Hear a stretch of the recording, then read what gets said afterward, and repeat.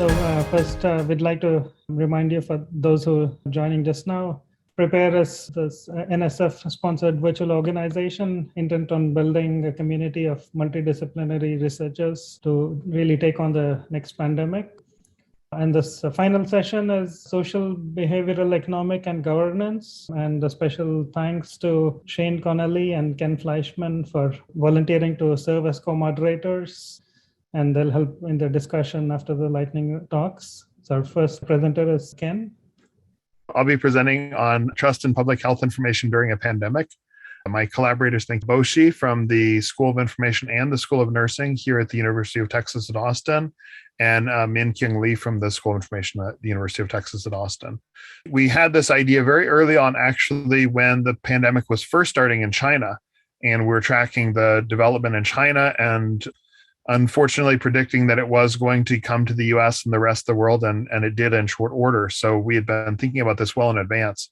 Actually, I think we had already submitted a rapid proposal before the formal call came out through the additional congressional supplement, which actually slowed things down because they took it out of the normal rapid chain and put it to the COVID rapid chain. So it had to sort of start over the process. So somewhat defeating the purpose of rapid, but we still appreciate NSF for providing this funding and allowing us to do this research. So we first did a survey, and we used Prime Panels, which is an aggregator of online different survey tools and samples and boards. And in this way, we're able to reach older adults during a pandemic. So these were the early days when everyone was social distancing. So we were doing this data collection over the summer. Most older adults were still, summer of 2020, were still sheltering at home and not really getting out of the house much, wouldn't be at a public library or the kind of site that we would normally interact with older adults for research. So this was deemed to be a hard to reach online population. We're able to do this data collection. So I think we had over 500 valid responses, more than half of which were older adults, 65 plus in the US. We then did phone interviews with 30 of those older adults who we had surveyed. And we did interviews with them using critical incident technique to understand the factors that had impacted how they interacted with public health information during the COVID pandemic. And then we used that to craft an experiment where we're focusing on numeracy. So whether you're using basically large or small numbers to explain concepts and how that affects how people think about vaccine side effects. So one of the findings of the phone interviews, we did those in the October, November 2020 timeframe. That was right around the time the vaccine was getting approved and then ultimately was approved for emergency use. So people were just starting to think about vaccination, and it was the early days of the COVID anti-vax sentiment, although that's been going on. I have a doctoral student, Kalina Kultai, who did her dissertation research on anti-vaccine movement more broadly and just testified at a congressional testimony recently. These are the results of the survey. Well, you can see here, for example, we're looking at two human values, openness, change, and self-transcendence. So the self-transcendence was predicted attention to information quality, as did educational attainment. And together, those predicted higher factual knowledge about COVID-19. And then also both age and educational attainment predicted trust in mass media, which led to higher factual knowledge about COVID-19. So in this way, looking at demographic factors such as age and education, as well as looking at human values, in this case, self-transcendence, or thinking about others before one thinks of oneself, are statistically correlated with variables such as factual knowledge about COVID-19. So it was, again, a really exciting opportunity. Actually, the first paper that we published at the iConference 2021 was on the process of reaching older adults through Prime Panels. We have some really promising results about vaccine attitudes based on both the interviews and also the experiment. And we did some open-ended questions. So I think we have 750 plus respondents. So open-ended question answers from 750 people. We're still analyzing those results. We're open to collaborating with others who are studying values and vaccine attitudes. And we think for NSF and other agencies, it's important to prioritize the social and cultural factors that impact vaccine adoption. It's great to have vaccines, but they're no good to us if people want to actually get vaccinated. We need people to get vaccinated. We need to understand the barriers that cause some people not to, and ways that we can encourage people to vaccinate worldwide. Thank you.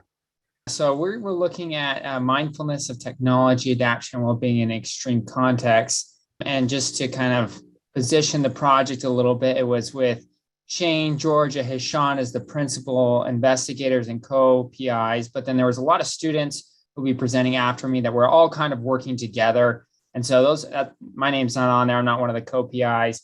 I was working on one of the projects to kind of look at mindfulness.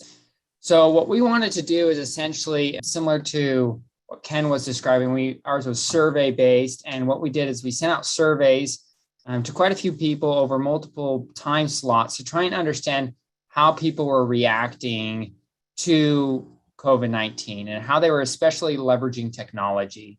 And that's kind of the background I'm in is in information systems. So as we all know, we quickly had to brush up on our Zoom skills, adapt to different technologies such as Slack or Google Hangouts to interact with coworkers. And so we're just trying to understand how did people make these technology decisions and what about COVID kind of spurred this. So drawing on a couple of different theoretical frameworks, we looked at the event's characteristics, such as criticality, urgency, and duration, and then how that changed people's notion of perceived threat or perceived opportunity and how much control people thought they had in the situation.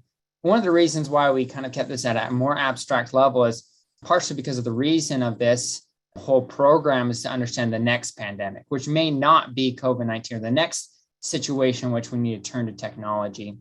And so through these processes or underlying mechanisms, we explore how people mindfully adapt their technology. And so mindfulness in their technology adaptation could take on many different forms. For example, it could be openness to new experiences. It could be assessing how this fits into the bigger picture. And then we predicted that this would subsequently have impact on subjective well-being. So just kind of some of the activities and outcomes. So we've already presented our conceptual model early on at one of our leading information systems conferences at Hawaii and got some feedback on kind of how we were conceptualizing this. And then we received some feedback from some journals, and the manuscript is currently under review at one of the top IS journals. And so we're really hopeful that we can quickly get this information out there. I think that's one of the things that we're really trying to push for on this end is just trying to get what we've learned so far about technology and how it can relate to well-being as quickly as we can out there, just so that people can benefit from it. Yeah, so just a couple of things on roadmap of where we came from and where we're going. We had a little bit of difficulty with a longitudinal study on Amazon, Mechanical Turk. I won't go into all the details, but very proud of the team for especially Shane and helping us pivot. So we pivoted to Qualtrics. And that's just kind of the nature of the speed of how everything was happening, because obviously we wanted to capture these surveys as people were going through these lived experiences. But we learned a lot, and then we pivoted to Qualtrics. And our goal forward is just trying to integrate a theoretical rationale with the nature of the data. And so you'll see some of the other presenters after me will discuss what they did with some of the data that we got. But what we're really trying to do is improve our theoretical understanding of how people adapt. And our findings essentially show that indeed, COVID does change the way that we adapt. For those who are mindful, it can have objective outcomes for them. And so that's my presentation. Yeah, we are on the same ground as before. So this project is about technology use, work adaptation, and economic vulnerability during COVID-19. What we wanted to see is that we wanted to explore the role of technology use to help cope with the stresses of social distancing during the pandemic. In general, firms, when it's possible, they try to intensify the use of technology to enable their employees to work from home. Also, the psychological responses to new work arrangement and COVID-related restrictions differ across individuals. So we wanted to see what are the effects of IT usage in the workplace, mindfulness practices, and well-being on the likelihood of employment. The survey that we conducted was a longitudinal survey in 3 ways from 10 states, and we used Qualtrics. The survey took place between September 2020 and February 2021. We evaluated the job loss as a function of an index that we created that measures how much technology use each employee will use in the workplace, plus mindfulness practices, psychological and somatic well-being. And we also control for the demographics and occupational characteristics and some state-level varying informations and actions. Our results shows that the probability of employment will increase for individuals that use IT more intensively in their workplace, as opposed to using technology for gaming and social media and surfing outside of the work, which will decrease this probability. We also can see that decline in the psychological and physical well-being decreases the probability of employment, while perceiving COVID-19 as an opportunity has a positive impact on job retention. And contrary to our expectations, mindfulness practices did not have a significant effect on employment. The most important thing are the demographics that play an important role in determining the likelihood of employment. So younger participants who have higher level of educations are more likely to be employed, and minorities and female are less likely. So this was a really good opportunity to work with colleagues from different disciplines. I'm doing my PhD in economics. We also have Shane in psychology, Shane, Mark, and Yash, and Dr. Soon and Michael in MIS. So it was really good to address all the different issues in different studies, in different disciplines that we couldn't do it alone in any of these disciplines. So the biggest challenge was how to represent this in a way that it's understandable in all of these disciplines. Obtaining a balanced panel was a really good way of doing this study to study the impact of IT use and psychological effects on COVID-19 on job retention. But we had a challenge that we have a potential indigeneity issue between the well-being and employment, which doesn't give us a clear direction.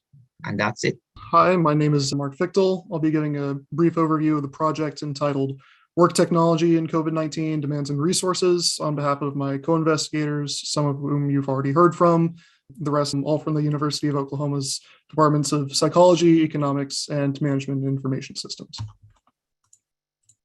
So the overall goal of this project was to look at the psychological and somatic health outcomes of employed individuals during the pandemic as a result of the changing work environment, specifically the changes in how much technology was being used in the workplace.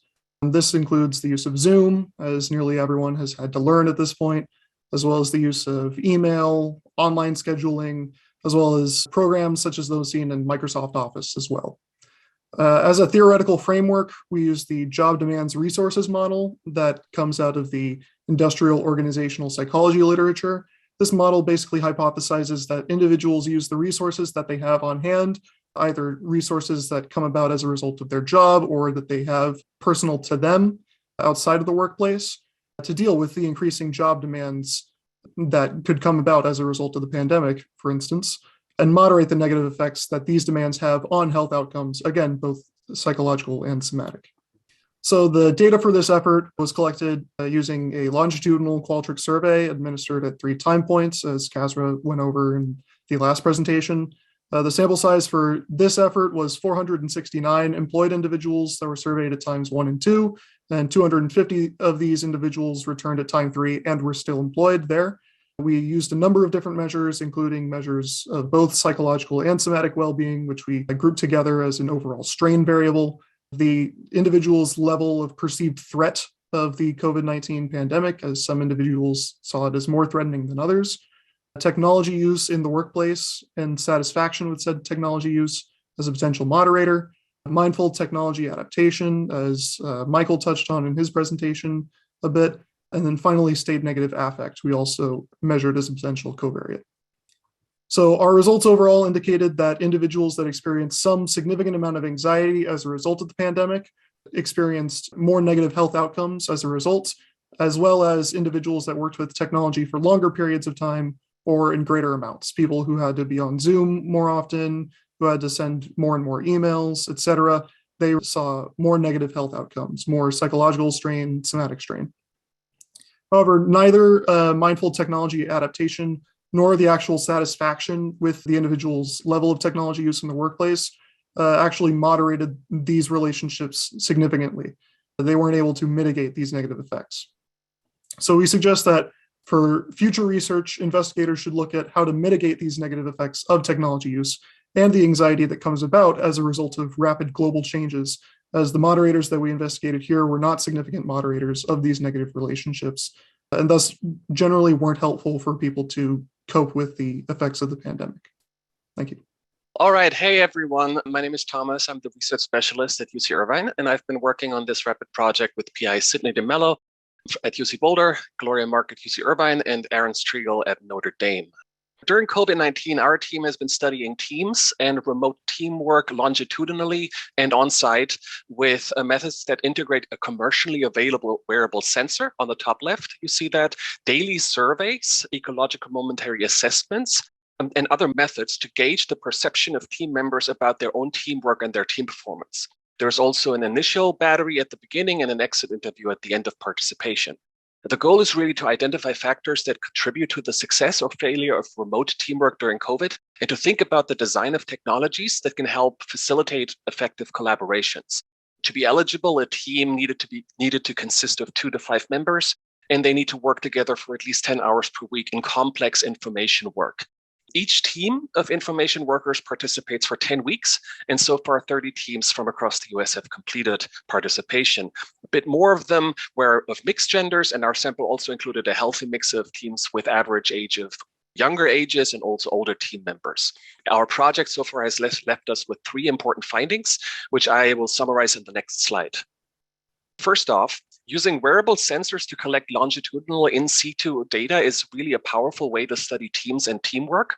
Overall compliance for the wearable we used in this study has remained above 70% throughout. So this is giving us really nice and reliable time series data related to heart rate, physical activity. And in the case of the visualization, if you see under point 1 on the top left, the sleep patterns of team members while working at home. Here you see, for example, a 3-person team. You see team members A, B, and C. Underneath, we see a measure of each team member's so-called chronotype, so whether people identify more as early birds or as night owls. Member A here leans a little bit more towards being an early bird. Member B is more of a night owl, and member C is kind of in between. And right below that, we see each member's daily sleep, where the blue lines indicate bedtime, wake time, and sleep duration. So some participants were more regular in their sleep, while others had more irregular sleep schedules. That's often due with participants with children. The alarms go off at the same time. So you see singles might have a different daily schedule. And in the work from home context, where sleep and work schedules can become more fluid, we found that the sleep of team members can affect their teamwork. Building on this, we found that teams can vastly differ in regards to how much the sleep patterns of team members are aligned or not. The radar charts that you see in the bottom left, they show 2 to 3-person teams indicated by different colors. The left team is very aligned, as you can see, in terms of their bedtimes, wake times, and sleep durations, but the right one is quite misaligned. In our analyses, we found an interesting relationship where the misalignment of sleep patterns in a team was associated with higher positive mood. And on the top right of your screen, you can see under 2B an inverted U effect of sleep misalignment on positive affect with a roughly 1.5 to 2.5 hour range. So a sweet spot, so to speak, of sleep alignment, where you could say where positive mood is highest. Too much or too little alignment could be then an indication of a response to, let's say, too rigid or too loose work schedules. This finding was really interesting, as we initially suspected that misalignment in sleep could indicate work schedule issues or problems related to team communication and coordination. Third, we learned that working from home revealed new types of diversity in teams, specifically related to home life and personal work rhythms. These types tend to remain latent and inconspicuous in co-located work situations we found due to associated forcing functions, such as the daily commute or the 9 to 5 regular workday. Looking back, enrolling remote teams into a longitudinal in situ study was quite the challenge. On average, it takes about 1.5 to 2 weeks from the time we send the initial invitation to participate to when the team starts. In between, we mail devices, we help team members set up the devices, we help them enroll in their daily survey schedule, troubleshoot technical issues, and so forth, and then finally coordinate a start date for participation with the team. Looking ahead, our next steps are to examine the role of diversity in home ecologies for remote teams, as well as potential associations between emotional contagion and remote teamwork. We're also looking into team-relevant measures of regularity, stability, and transition points. For possible synergies, we're always interested in chatting further on unique wearable sensing capabilities or interesting new methods for time series analyses or broad-based analyses to apply on our data. And last, we believe that there is really a definite need for more studies on teams on site rather than in controlled settings because they're really hard to recruit and the data is really super interesting. More explorations also on the continuing balance of remote work and in-person work are important to better understand the future of work in this broadening context of full-time work from home. Thank you. Hello, I'm Debbie Strumsky. I was at the Arizona State University. I'm now at the University of Maine. I'm an economist and I study invention and innovation systems. The inspiration for this whole exercise that is when you're dealing with knowledge creation and technological invention and innovation systems, there's a vast literature that goes back many years, 60, 70 years now, that knowledge creation really requires face-to-face, in-person communication. And that when COVID arrived, what we realized was this was a great opportunity to use COVID as a pseudo-natural experiment to see, well, if we now have this hindrance to person-to-person interactions, does that affect our ability to do knowledge creation through this tacit knowledge exchange? Does that actually break down? So we use COVID as a way to measure this. When we look at invention rates historically, the application rate, and so we're using patents to measure the rates of invention, it has been remarkably stable. I mean, if you take the log of the rate of invention, the slope is almost virtually zero. In social science phenomena in economics, we rarely see this kind of like dead flat rate. It's a miracle. So we use this experiment to see, did this actually affect invention rates? Was the impact enough for us to observe a COVID effect? Now, mind you, that flat slope even takes into consideration the Great Recession that happened back in 2008, and it still stayed stable. So we looked at, I'm just showing one slide because it was our most dramatic impact. We were looking across different countries because different countries employed different COVID mitigation strategies, like Sweden followed one method, other countries followed different ones. Some people instituted more stringent measures at different times, England versus Italy and other places. We also looked across different technologies to that matter. And then we looked at, in this case, what we were taking apart and examining type of company size that is filing for the application. And this is probably our most dramatic result out of all of this, was that the very, very large firms, we saw a dip. The large firms, big international firms, they have deep pipelines in projects that they started 10 years ago. They've been patenting it on for a good 5 or 10 years. Those pipelines are so deep that you see very little impact. They're able to deploy technologies within their teams. Their teams are more accustomed to international collaboration, which means they're more accustomed to things like working in Slack or working in Zoom settings, teleconferencing. They're just more accustomed to these sorts of things. Whereas smaller enterprises, these micro and smaller entities, you might have an inventor that has an idea, and that is the reason he started the firm. He doesn't have a portfolio of inventions. He has one invention, and based on that one invention, he's creating the company. So it's live or die on that one invention rate. And what we saw was that they didn't have the resources to deploy technologies as fast. The innovation rates on these firms absolutely collapsed. They seem to be rebounding, but with the new variants of COVID coming through, there's a lot of standard deviation in the application rate. So we think they're coming back, but we're not sure how fast and who will rebound. So that was kind of what we've been doing. We've got papers submitted to research policy on this and to the Journal of Economic Geography. And last slide, I'll just wrap this up and try to be very quick. The data construction went extremely well, and I should have probably put this in the slide. I'm putting up the data, all the data that we use for this and for the papers is going to go on a site that's launching in January. On January 1st, it will go live, and it's innovationstats.com. So that's going to be the publicly available data. I strongly recommend you don't try to transfer universities in the middle of a COVID crisis. It's highly inadvisable. It was really disruptive. And I will leave it at that for now. That was kind of what we found. I will say the one thing that we're looking for, the one thing that I don't have the expertise on because I didn't have a vast team of collaborators, it was just me, was for people who understand how we interact with that technology, what kinds of tacit knowledge transfer are better than others, because we found like some things, if you could put up a three-dimensional graphic of, say, a truck axle, that was easier for people to deal with across vast distances and across these communication challenges. Whereas if you were dealing with more complex and more abstract issues, that those technologies had the greater effect seen as a result of COVID. So if people have are interested in anything related to tacit knowledge transfer, knowledge creation, and how these communication breakdowns change things, I would love to hear from you. And thank you. Hi, everyone. My name is Mayank Agrawal. I'm a grad student at Princeton University. I'm going to be talking about our grant and project stress, intertemporal choice, and mitigation behavior during the COVID-19 pandemic.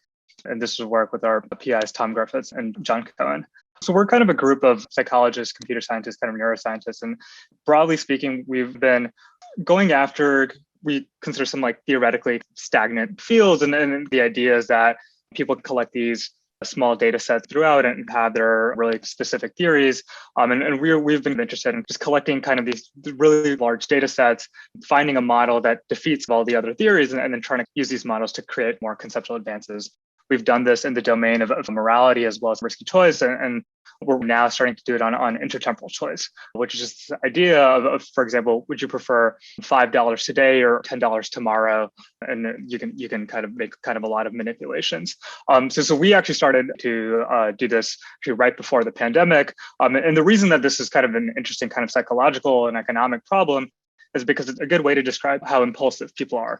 And the idea is that like this degree of impulsivity can predict people's like grades, people's alcohol consumption, drug use, ability to text while drive, stuff like that. And so once COVID happened, what we became interested is, hey, can we use some of these insights to predict whether people's impulsivity is affecting the degree that they social distance and the degree to which they're using their masks, right? So very aggressively quarantining sucks in the short term, but it's probably going to make things quickly happen in the long term. And so that's this trade-off. And we're wondering kind of whether we can identify people's kind of individual variance, and that from this type of economic decision, for example, $5 today versus kind of $10 tomorrow. So we collected 4 data sets throughout the first 6 months of the pandemic. The first thing that we're looking at is, okay, hey, how are people's impulsive rates changing over time? And then specifically, how is stress affecting this? So in this literature of intertemporal choice and impulsivity, stress is a huge impact. The idea is that COVID-19, very kind of natural stressor, how is it affecting it? And also the reason we were interested in this is because there's been a lot of mixed results in the literature. Some people have seen stress as a significant predictor, some people have not. And so usually when you see that, what happens is you collect a large data set and you find that stress is a significant but weak kind of effect with these impulsive rates. And then again, we collected data both on social distancing use as well as mask use. And we were able to find that both these stress levels, but also people's rate of impulsivity are able to predict to what extent people are willing to social distance or not, right? So whether people don't social distance at all, or whether people are completely quarantined or kind of somewhere in the middle, we were able to identify that variance with this paradigm. We did not get a significant predictor of mask use, and we just hypothesized that mask use might have been a more political decision, whereas, for example, social distancing might have been a more psychological kind of decision. Yeah, and this is a kind of a roadmap for going future. So I should talk about, so we actually submitted that paper. We actually got our review yesterday, and our reviewer didn't like it, but we're repackaging it and resubmitting it elsewhere. We have, it's whatever. But so some things that we're kind of interested in. So we talked about trying to predict social distancing mask use from this, but we also collected some kind of additional predictors such as demographic data, geographic data, stuff like that. And if we have more data and more dimensions, we can potentially get more accurate predictors of people's behavior during the pandemic. The second one, this is our original interest in understanding this project. How can we understand this theory of intertemporal choice, how people make these decisions? What are the different theories? What are the gaps between different theories? We've been working on that. That's been going well. And then also something else that we could use some help or advice on is how we're going to relate this theoretical progress to this individual variance, right? So we can predict maybe on aggregate how people prefer $5 today versus $10 tomorrow, but really why this is interesting, at least from a psychological standpoint, is because individual differences can predict individual differences in stuff like smoking, drug use, alcohol consumption, or COVID-19 mitigation behaviors. And with that, thank you so much. We're really grateful for getting this grant, and we've really enjoyed working on this project. So thank you so much. Hello, everyone. My name is Haoran Chris Chu. So please feel free to call me Chris. I'm an assistant professor at the University of Florida. Actually, this project was transferred as well during the pandemic. I started it when I was in Texas, so it was focusing on the Texas winter storm, which makes it a slightly different from other projects being presented here at Prepare. But however, despite this focus on the winter storm that took place earlier this year, this study also focuses on how the long-term impact of the COVID-19 pandemic may have on different communities' resilience in the face of other types of natural disasters. So this study focuses on the role of social capital and online social network use during and after the February 2021 Texas winter storm, which has led to a lot of disastrous impacts on communities in Texas. And one of the salient factors that changed or reshaped to some extent the aftermath of this natural hazard is the ongoing pandemic, right? A lot of people were forced to stay in crowded space with other people due to power outages without sufficient supply of PPEs. And that may contribute to their emotional and physiological suffering during and after the natural hazard. So this study aims to investigate how social network use and the person's socioeconomic status, as well as extreme weather power outages, influence their social capital access during and after the winter storm. And the second objective is to identify how online social network use, specifically location-based social networks such as Nextdoor. I don't know how many of you have used that before, which is a location-based social network, and you need to get an invitation to use the network. And the networks are composed of closed circles where neighbors could join. And the third objective is to identify the role of social capital that's accumulated either online or offline and how people cope with the natural hazard. So disaster resilience has been a recurring topic in National Science Foundation's funded projects in the last few years. And this project specifically looks at the social aspect of disaster resilience. That is how we could build better social infrastructure to help communities and individuals recover from natural hazards and how to recover from the effects of the pandemic as well. So what we did is we conducted a 3-wave longitudinal survey focusing on residents of the 108 counties in Texas, which declared major disaster after the winter storm, and to assess how fast and how much they have recovered after the winter storm. So the first baseline survey was taking place in April this year, and the second survey was deployed in June 2021, and the last survey concluded in March. And so with these surveys, we were able to assess how much the impacts of the winter storm and the COVID-19 pandemic have had on Texas residents. And some results have been presented at some conferences, such as the Association for Education in Journalism and Mass Communication and Society for Risk Analysis, which just happened yesterday. And so there were some interesting results coming out from this study. For instance, we find that exposure to COVID-19 related distress, such as lack of PPE or being forced to stay in crowded place, indeed led to slower recovery from the winter storm. And that's mostly a psychological recovery. We assess people's level of depression and other distressed moods right after the winter storm and in the next few rounds. And we found that people who suffered from COVID-19 related distress, they tend to feel more depressed right after the winter storm. At the same time, their recovery were slower than their peers. There are some other interesting findings, and we have several journal articles under preparation and or under review. And it will be out soon, I believe, hopefully.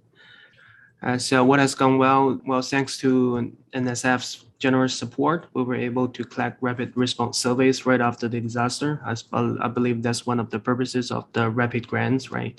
Right after, only 1 month after the winter storm, we were able to collect first baseline data to assess people's psychological and physical recovery from the winter storm. There were some challenges as well. We recruited participants using an online sample provided by some marketing firms. Even though we have successfully recruited about 500 people who completed all 3 waves of the survey, and those people are from Texas and they had experience during the winter storm. They had some exposure to the disaster during the winter storm. but the sample is pretty much skewed towards white and older and richer individuals. So it will be great if, I don't know if NSF will be able to do that to help us identify some hard to reach samples, especially the more diverse samples or underserved communities. And there are some remaining challenges that may be addressed with some other extension of the study, that is a long-term observation of the recovery of the natural hazards. And this may be related to the long-term effects of the pandemic as well, right? So if we were able to assess how in next few years, how people recover from the pandemic, both physically and psychologically, that will be very optimal. In terms of collaboration, well, there were many research studies taking place regarding resilience, disaster resilience, such as cyber infrastructure study, policymaking study, or other urban planning, or other related area of research. It would be really awesome if social scientists like us and people in other fields like engineering fields or natural science fields could collaborate to identify ways that we could improve the resilience of individuals and communities in the face of disasters, such as the winter storm and the pandemic. I didn't put in a suggestion there when I was drafting the PowerPoint, but just like the areas of collaboration or the needs for collaboration, I would say it would be great if NSF could provide some opportunities for scholars coming from different fields to collaborate, to conduct some interdisciplinary research. That would be really awesome. That's my presentation. Thank you. Hi there, I'm Regina Joseph. I'm the co-principal investigator on the project called Time Sensitive Human Forest and Model Forecast for COVID-19 Vaccine and Treatment Trials. First, I'd like to extend thanks to the National Science Foundation for giving us this grant to study this particular subject, and also give a nod to my collaborators, my co-principal investigator, Pavla Tanasov. We are research partners, but also business partners in a company called Pytho LLC, and he presented yesterday. And also to our collaborator and principal investigator on the project, Swale Siddiqui. At the start of our project, he was at Johns Hopkins, and he is now currently at American University. So part of how we got together on this project actually started with another National Science Foundation project in which we were comparing whether human predictive forecasting methods could outperform machine models in clinical trial transitions. So we had already received a National Science Foundation looking at comparing our human method, and that's what in our company, Pytho, we're a boutique two-person R&D agency, and also a slightly different, unconventional alternative to the typical university teams. Pablo and I are a two-person team, but we also have spent the last 10 years doing federally funded research work, specifically focused on forecasting science and decision science. And so what we've observed led to the first research grant that we had, which was looking at human forecasting systems and hybridized human-machine forecasting systems. And what we saw was that humans, especially humans that are elite forecasters, actually outperform certain types of machine models in predictive environments. And so we originally were dealing with Swale. He had developed a random forest machine model that was being developed as an industry standard to predict the success of drugs under clinical trials and looking at the success of those clinical trial transitions. What we had observed on the human and hybridized human machine side was that humans were actually outperforming machine systems. So our original collaboration came out of looking at a pure horse race between our human system and the random forest machine model system. When the pandemic began, what we had been looking at in our earlier research program, which was probabilistic resolutions. In other words, not really time-sensitive clinical trial transitions in domains like oncology, neurology, and cardiology. When the pandemic began, we saw a huge opportunity to actually test time-sensitive conditions in a forecasting environment, precisely because of the urgency of events like pandemics, where the need for time-sensitive predictive methods are essential. So we began the study looking at the COVID vaccines and treatments that were just beginning to get underway in their clinical trial transitions. So in parallel to the competition to be first among different labs and pharmaceutical research teams to produce COVID vaccines and treatments, we were looking at a similar contest to observe the prediction predictive accuracy between a human system and a machine system. And so in our human method, what we've identified are 5 key steps. That first step being identifying different cohorts and individual differences in different groups to see which groups outperform in a human system. The second being rigorous time-specific question generations. The third is very specific cognitive training in order to boost the capability of the humans in the system. And then specifically a platform, an elicitation platform that we developed that was focusing specifically on reference class forecasting, where people were developing comparison classes in order to boost their predictive accuracy. And then finally, the 5th step in that human system being focused on different types of aggregation algorithms to combine the individual forecasts of the people in our human system. In our activities, we were looking at establishing a level playing field between our human system and the random forest model. So we were using the same database of data from which we were constructing base rates. We were both utilizing survival analyses. And in our human method, we were using about 544 volunteers. We did it across 2 6-month forecasting tournaments with 25 time-sensitive questions, and we were using a specific forecasting training program. The outcomes were that all of our human system aggregations outperformed the machine model and up to as much as 48% better accuracy. And finishing up, overall, given the nature of the pandemic pressures around us, we still found a pretty successful collaboration, and we were mostly challenged by recruitment issues and also funding issues because of the chaos around the start of the pandemic. We are just in the middle of our 2nd tournament, and so we expect to see results in February. The biggest challenges are in maintaining the funding opportunities to continue to test the validity of the elicitation platform and improvements for boosting that accuracy. And we also see future collaboration around competitions with more advanced models and differently sourced expert panels, and specifically in other fields. And finally, what we've seen is that there's a real potential for looking at other arenas that involve these kinds of what we call small data environments, situations where the number of use cases are actually quite small, but the decision stakes are very high. And so we hope to collaborate with others who are looking to improve and boost human capacity in helping to improve forecasting and prediction accuracy. Thank you.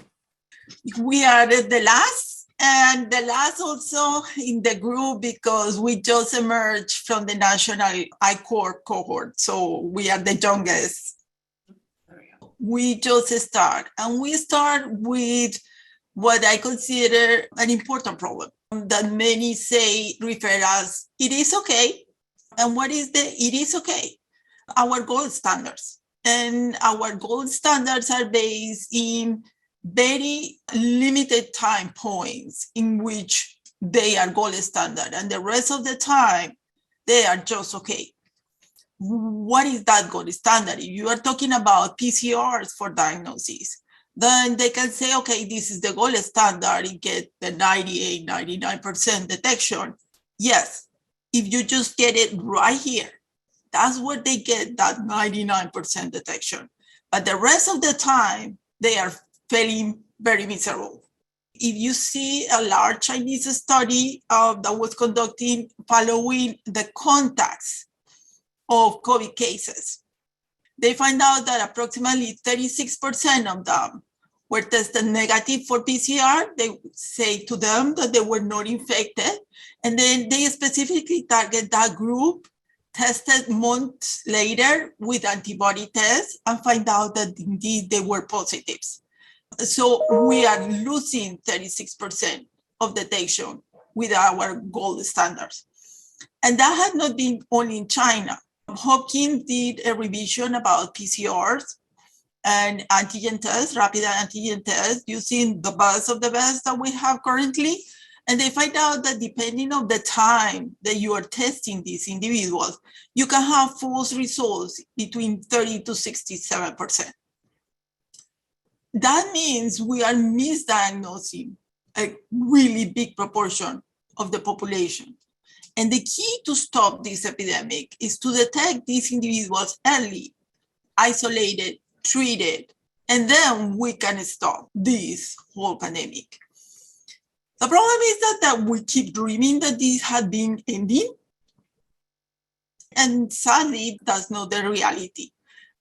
We started looking to improve these problems relating diagnosing COVID diagnosis.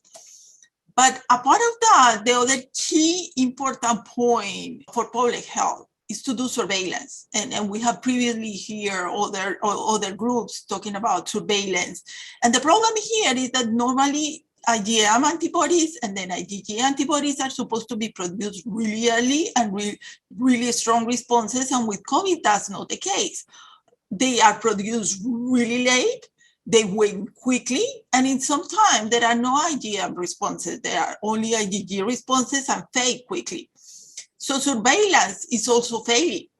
So the gold standard here, the antibodies with IgG and IgM are also limited to a very narrow time frame. So our goal was to try to correct these two problems. And we find out that we were able not only to get it here, to detect it early, but detect it all the time. Normally we have gaps here and a huge gap here of detection of both acute infections and surveillance. So we were able to fix this problem. And so the problem here was the Omicron. And the Omicron now is the new problem, the new challenge. If you see Africa have 1% in November 1st. Now, December, they have 26,000 cases of Omicron per day. So translated here, right now, we have reports of 1% cases in the United States in December. So what we are going to expect right here, yes, we can say here they don't have vaccines, but here the difference is this is 36, this is 65. So even if I am optimistic and do this, how many of those loose cases are going to raise here? So the problem is this, and the challenge is this. In God we trust. Everybody else needs to bring data. And that means that we start with a problem, and in God we trust, you know who we trust, right? So money goes there, don't worry, we give you the samples, we give you the money, you use your current knowledge, and you do science as usual. And we get is our gold standards. Here, that we need to bring data and transform changes and do high standards, we have the problem, which is, okay, half of the time is like after the beginning of this year, everything say there is no need of diagnosis and surveillance because COVID is ending. We have the vaccines and we have the gold standard. So we have the tools to resolve the problem. Now, since you don't need those, you don't need funding opportunities, right? And now we are like, okay, we have 1 month to prepare for the next wave. And where are the samples? Where is the data? There are no samples, there are no data, there are no funding. So how we respond? Then my question is, what happens if once a time, instead of in God we trust, those resources are moved to this side? Thank you.